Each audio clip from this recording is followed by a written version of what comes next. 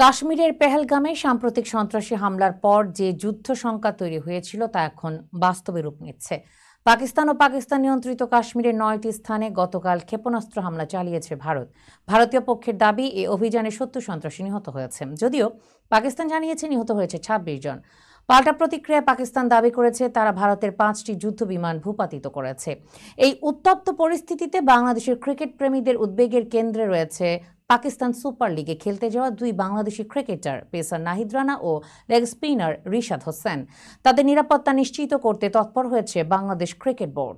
আজ এক বিবৃতিতে বিসিবি জানিয়েছে, গত 24 ঘন্টায় নিরাপত্তা সংশ্লিষ্ট যে পরিস্থিতি তৈরি হয়েছে সেদিকে নিবিড়ভাবে নজর রাখছে বাংলাদেশ ক্রিকেট বোর্ড।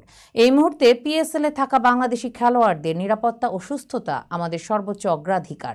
বিসিবি আরও জানায়, রিশাদ ও নাহিদের সঙ্গে নিয়মিত যোগাযোগ রাখা হচ্ছে। বিসিবি সভাপতি ফারুক আহমেদ ব্যক্তিগতভাবে পরিস্থিতি পর্যবেক্ষণ করছেন এবং পিএসএল সিইও সালমান নাসির ও রিশাদের সঙ্গে কথা বলেছেন। এছাড়া বিসিবি জানিয়েছে, খেলোয়াড়দের নিরাপত্তা নিশ্চিত করতে পাকিস্তান ক্রিকেট বোর্ড ও ইসলামাবাদে বাংলাদেশের হাইকমিশনের সঙ্গে সমন্বয় করে কাজ চলছে। পরিস্থিতি আরও অবনতি হলে প্রয়োজনীয় ব্যবস্থা গ্রহণ করা হবে বলেও ইঙ্গিত দিয়েছে বিসিবি।